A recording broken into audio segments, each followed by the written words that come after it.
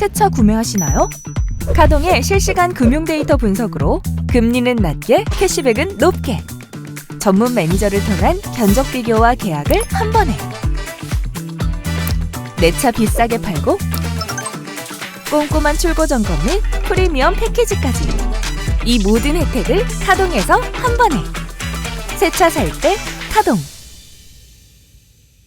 네, 반갑습니다. 조코피TV의 조현일입니다. 자, 오늘은 오랜만에 또 NBA 뉴스들을 한번 긁어봤습니다. 플레이오프에서 현재 살아남은 팀들은 8개, 살아남지 못하고 일찌감치 오프시즌을 맞이한 팀이 22개다 보니까 마치 오프시즌처럼 여러 가지 뉴스들이 나오고 있는데요. 한번 싹 정리를 해봤습니다. 자, 첫 번째는 길버트 아레나스에 대한 이야기입니다. 루디 고베어에 대한 이야기가 더 맞다고 볼 수 있겠죠. 이 길버트 아레나스는 현역 때 최고의 또라이였고, 신발은 이제 아디다스에서 길제로라는 제품이 나와서 굉장히 많은 인기를 끌기도 했었고, 또 갖은 기행과 빼어난 득점력으로 주목을 받았지만, 라커룸에 총을 들고 오고, 그 다음에 본인의 몸 상태 관리를 하지 않으면서 굉장히 일찍 사그라들었어요. 그래서 멘탈 터프니스에 굉장히 큰 문제가 있었던 선수인데, 최근 들어서 루디 고베어를 비판했습니다. 이 길버트 아레나스는 사실 예전부터 유럽 선수들을 좀 싫어했어요. 그래서 니콜라 요키치가 최악의 MVP다라는 또 개소리를 했었고, 저는 그걸 인스타에서 한 2, 3주 전에 떠서 봤는데 진짜 그냥 맹비난이더라고요. 그 다음에 드레먼드 그린이 유럽 놈들을 손봐주고 있다, 이런 또 정신병자 같은 이야기를 했었는데, 길버트 아레나스가 루디 고베어를 비판했습니다. 왜냐하면 고베어가 오늘 열렸던 덴버 너겟츠와 미네소타의 플레이오프 2라운드 이 세미파이널 2차전에 결장했습니다. 왜냐하면 첫 아이를 출산하게 되면서 결국 고베어가 팀의 양해를 구하고 잠깐 팀을 떠나 있었는데, 이걸 두고 길버트 아레나스는 비난을 했죠. 그래서 당연히 뛰어야 된다. 어차피 네가 가봤자 애는 자고 있고 지금은 플레이오프 아니냐, 이런 이야기를 했었는데, 굉장히 저는 개념 없는 이야기라고 생각을 합니다. 일보다는 당연히 가정이 우선시 되는 거고, 또 실제 직장에서도 출산 휴가라는 게 있잖아요. 그런데 길버트 아레나스는 이 대상이 단순히 고베어여서 그랬던 게 아닐까. 만약에 르브론 제임스야, 스테픈 커리야, 아레나스가 저렇게 짓거릴 수 있었을까요? 저는 아니라고 생각을 합니다. 그래서 루디 고베어가 빠졌음에도 불구하고 결국 미네소타는 이겼고, 지금쯤 아레나스는 어떤 생각을 할지 궁금합니다. 만약에 길버트 아레나스가 루디 고베어만큼의 직업 정신, 물론 루디 고베어도 여러 가지 실수를 했지만 고베어만큼의 그런 커리어를 쌓기 위해서 노력했다면 길버트 아레나스가 한 3, 4년 반짝하고 죽었을까요? 아니겠죠. 아레나스는 본인이 NBA 선수로 뛰면서 했던 각종 기행들, 악행들, 이런 것들을 감안할 때 지금 유럽 선수들에게 가하는 저런 이야기들이 결국 본인의 가치를 좀 더 떨어뜨리지 않나라는 생각이 들고요. 또 고베어는 첫 아이 출산입니다. 굉장히 또 축하할 일이고, 또 팀까지 이겼기 때문에 루디 고베어가 3차전 홈에서 열리는 미네소타와의 경기에서 얼마나 또 좋은 활약을 펼치고 또 아이 버프, 분위 버프를 받을지 또 기대가 됩니다. 자, 두 번째는 라우리 마카닌에 대한 이야기입니다. 역시나 핀란드 출신의 선수인데 올 시즌에 55경기를 뛰었습니다. 33.1분 뛰면서 23.2득점, 8.2리바운드로 활약을 했고요. 트루 슈팅 퍼센테이지가 무려 63.1%. 단순히 빅맨이라고 보기에는 굉장히 기술도 많고 다재다능한 그런 빅 윙이라 볼 수가 있습니다. 다만 지금 유타 재즈와 마카넨 간에는 약간의 좀 평행선을 걷는 듯한 느낌, 같은 페이지에 없는 느낌이 들어요. 일단 데니 에인지를 비롯한 유타 재즈 구단 수뇌부의 생각과 또 마카넨의 생각이 다르지 않을까, 그런 생각 때문인데, 본문에 따르면 유타 재즈가 생각하는 마카넨의 가치는 다른 팀들이 절대 감당할 수 없을 만큼 굉장히 높이 설정이 돼 있다, 이런 얘기를 했습니다. 그 말인즉슨 니네가 마카넨을 데려가고 싶으면 이만큼의 재산을 내놔라, 이만큼의 자산을 내놓지 않으면 우리는 마카넨을 팔 일이 없다, 지금 이렇게 이야기를 하고 있는 셈인데요. 스타 플레이어와 그 다음에 4장 혹은 5장의 1라운드 픽을 원한다 라고 지금 본문에 기재되어 있죠. 그래서 4장 혹은 5장 혹은 스타 레벨 탤런트, 그러니까 스타급의 그런 재능을 지닌 그런 단계의 선수와 1라운드 4장 혹은 5장을 동시에 원한다는 겁니다. 그쵸? 앤드라고 돼 있으니까. 그런데 현실적으로 이런 팀이 있을까요? 저는 별로 없다고 봐요. 눈 씻고 찾아봐도 뉴욕 닉스, 뭐 줄리어스 랜들과 그 다음에 또 닉스는 현재 1라운드 픽이 많으니까 랜들 플러스 1라운드 픽 4장, 아니면 오클라호마 시티 썬더, 뭐 챗 홈그레는 썬더가 뭐 총 맞지 않는 이상 안 바꿀 거고, 조시 기디, 근데 조시 기디가 과연 유타가 원하는 그런 스타 레벨 탤런트일까 좀 의문이 들고, 1라운드 픽이야 차고 넘치지만 저는 이 요구를 맞출 일이 없다고 봅니다. 맞출 수가 없다고 생각을 해요. 더구나 라우리 마카닌 같은 경우에는 계약 기간이 이제 얼마 안 남았잖아요. 1년밖에 남지 않았어요. 그렇기 때문에 1년 남은 부금 보장 만기 계약자인데 인기가 있을까? 저는 아니라고 보거든요. 만약에 지금 이런 유타 재즈가 뭐 이게 블러핑이든 뭐든 간에 이런 제안 아니면 이렇게 슬쩍 흘리는 소스들이 미드 시즌 트레이드 데드라인, 그러니까 올해 한 2월 정도만 됐어도 뭐 납득할 수 있겠지만 이미 시즌 끝났고 그 다음에 마카닌의 계약 기간은 줄어드는 시점에서 저렇게 받을 수 있을까? 저는 불가능하다고 생각을 합니다. 그래서 현실적으로 유타 재즈, 특히 데니 에인지처럼 절대 손해를 보지 않고 한 놈만 걸려라는 식의 그런 이 트레이드 딜을 단행하는 스타일에 있어서 저는 현실적인 그런 내용은 이럴 거라고 봐요. 그냥 루키 스케일 정도에 묶인 아주 훌륭한 유망주 한 명, 그 다음에 1라운드 픽 몇 장, 뭐 3장 혹은 4장, 그 다음에 셀러리 덤프. 이렇게 맞추는 게 현실적이지 않을까 싶고, 스타 레벨의 선수면서 1라운드 4장, 5장을 줄 수 있는 팀은 한정돼 있다. 그래서 유타 재즈가 저는 약간은 그냥 막 소스를 이렇게 뿌리는 느낌이 좀 듭니다. 자, 폴 조지에 대한 이야기도 한번 해봐야겠죠. 자, 폴 조지가 이제 FA로 풀리게 되는데, LA 클리퍼스가 폴 조지에게 맥스보다 조금 낮은 계약금으로 제안을 여러 차례 했다고 합니다. 그러니까 예를 들어서 내가 너한테 100만 원 줄게. 그런데 이게 아니라 50만 원 줄게. 싫어? 60만 원.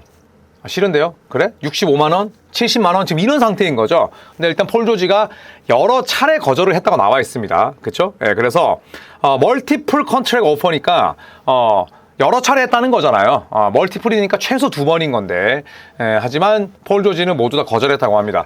올 시즌 폴 조지는 건강을 유지했습니다. 74경기 뛰면서 33.8분, 22.6득점, 리바운드 5개, 어시스트 3.5개를 기록을 했는데, 역시나 플레이오프에서의 아쉬움이 있었습니다. 정규 시즌 때는 뭐 돌을 던질 수는 없겠습니다만 플레이오프에서 폴 조지가 1옵션으로 뛰기에는 무리가 있었고, 레너드가 빠지니까 또 곧바로 그런 티가 났었는데, 굉장히 저는 어렵다고 봅니다. 일단은 LA 클리퍼스가 폴 조지를 데려온 이 트레이드가 현지에서는 뭐 그렇게 좋다는 평가는 못 받거든요. 왜냐하면 폴 조지와 뭐 카와이 레너드를 데려오면서 클리퍼스가 높은 곳으로 많이 올라가지도 못했고, 이 과정에서 LA 클리퍼스가 내준 픽이 또 선수가 시에이 길저스 알렉산더, 그 다음에 다닐로 갈리나리 2021년, 2022년, 2024년, 2026년 1라운드 픽이란 말이에요. 그리고 그러니까 정리하자면 폴 조지 건에 대해서는 LA 클리퍼스가 두 번째 플랜, 세컨 플랜이 없는 겁니다. 그래서 이러지도 저러지도 못하는 상황이다. LA 클리퍼스는. 폴 조지는 내가 원하는 돈을 주지 않으면 뭐 지금 필라델피아가 폴 조지에게도 관심이 있고, 그리고 FA 상태이기 때문에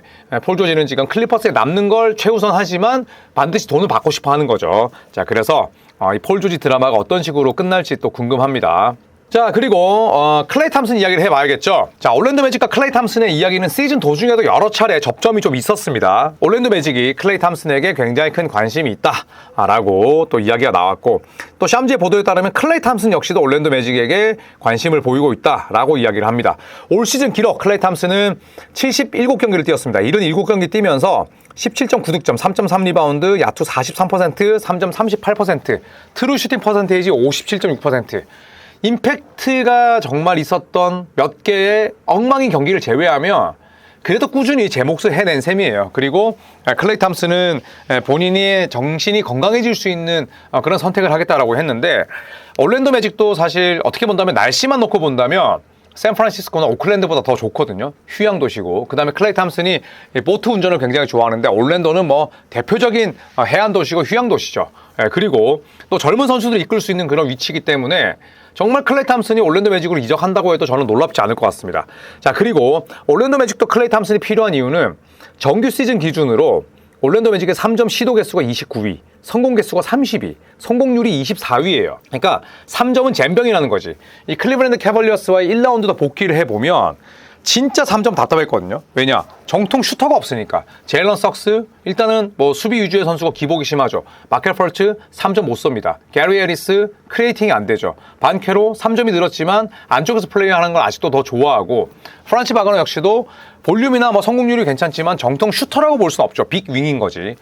때마침 또 게리 해리스가 올랜도 매직에서 슈팅 가드로 뛰고 있는데 이 친구가 FA예요.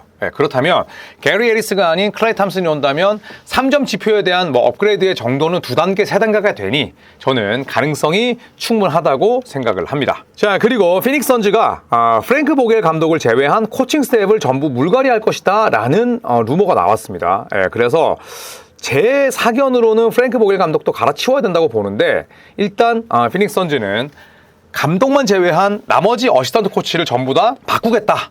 이런 지금 보도가 나왔습니다. 자, 그래서 피닉스 선즈의 이 어시스턴트 코치를 보면 어시스턴트 헤드 코치가 누구냐면 케빈 영이라는 굉장히 많은 팀들이 감독으로 눈독 들이고 있는 인물이 있습니다. 이분과 그 다음에 그렉 세인트진, 게리 세인트진 예전 감독의 아들이고요.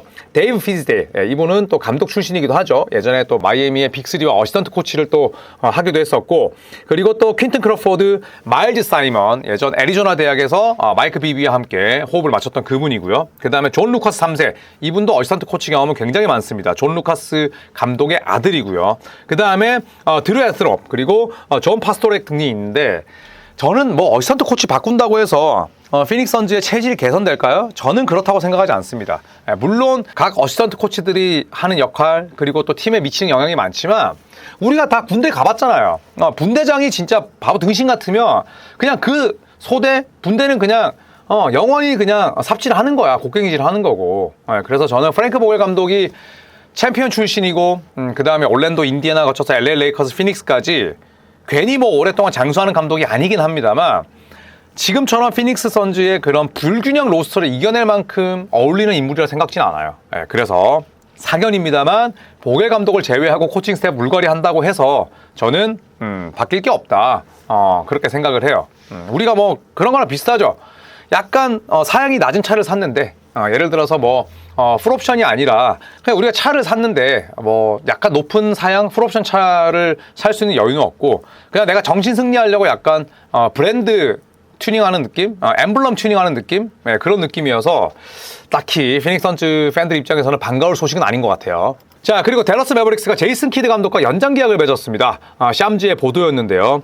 야, 이게 사실은 플레이오프 2라운드가 곧 시작되는 시점에 연장 계약을 맺었기 때문에 타이밍도 굉장히 좀 재미있긴 합니다. 그래서 멀티 이어 컨트랙, 그렇다면 뭐 최소 2년인데 보통 감독 계약할 때 3년을 많이 하니까 3년 이상일 것 같아요.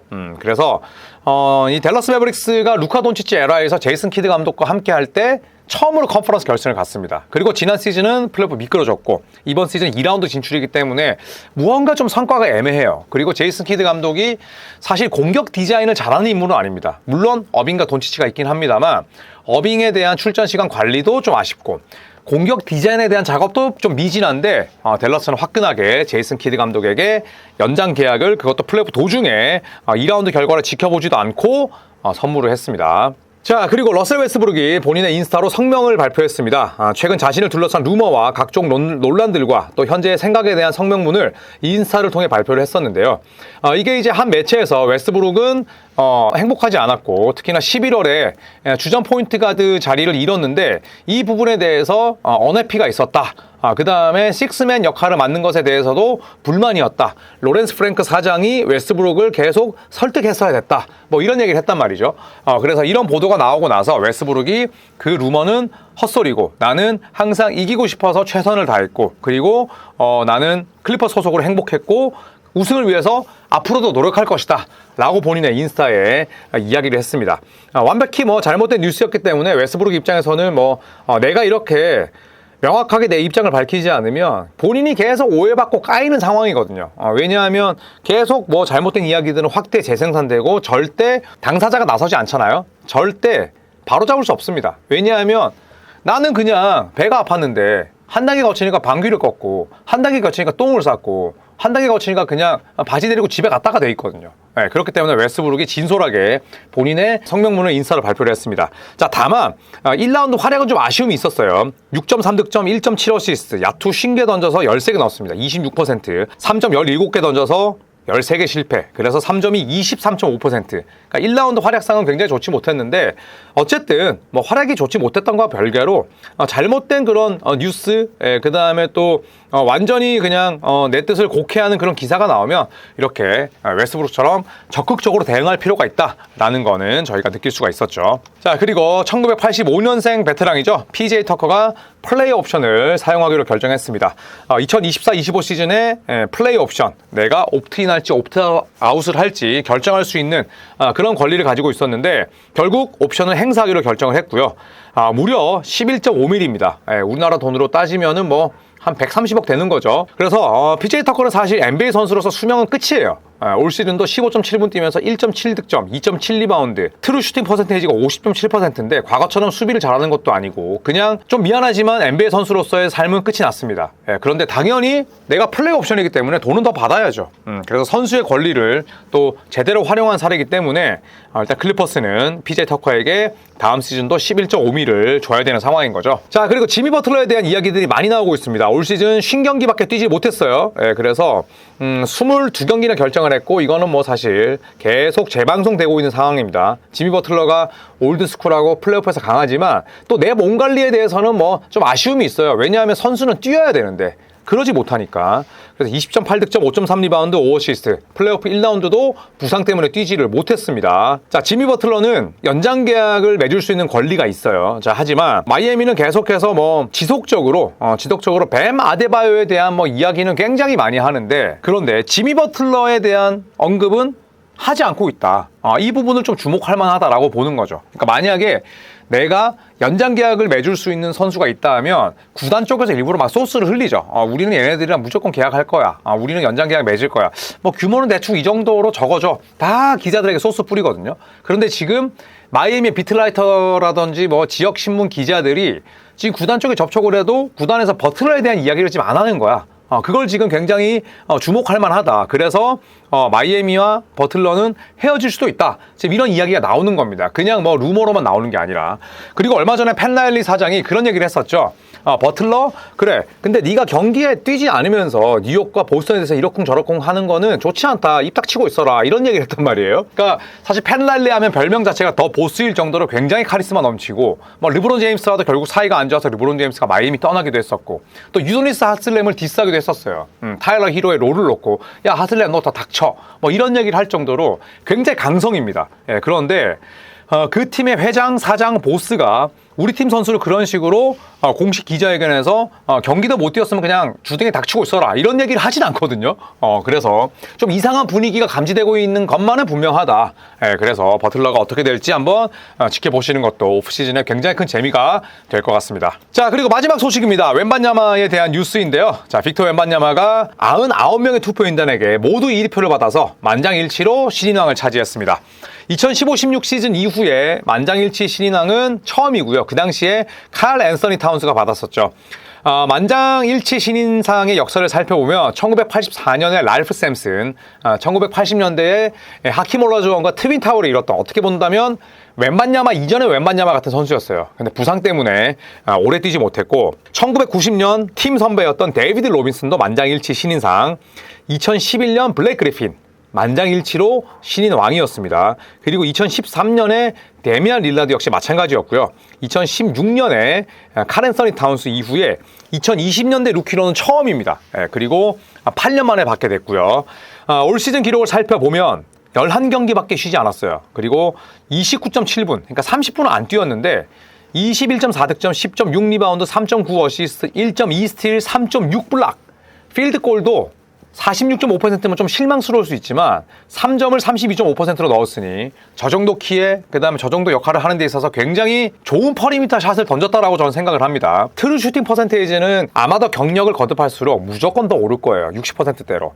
그래서 정말 깔 수 없는 그런 활약을 펼쳤고요. 특히나 3.6개 블락샷이 전체 1위였습니다. 그런데 최근 8년 동안 놓고 보자면 2015-16 시즌 때 하산 화이트사이드를 제외하면 최고 기록입니다. 3.6개가. 그리고 15-16 시즌보다 훨씬 지금의 NBA는 림에서 먼 쪽에서 슛을 많이 던지죠. 그 말인즉슨 블락을 할 수 있는 그런 기회 자체가 예전보다는 많지 않다는 뜻입니다. 그래서 3.6개 블락이 대단하고요. 신인이 블락 1위를 차지한 건 1986년 마누트볼, 볼볼 있죠, 볼볼, 피닉스 선즈의 그 아버지입니다.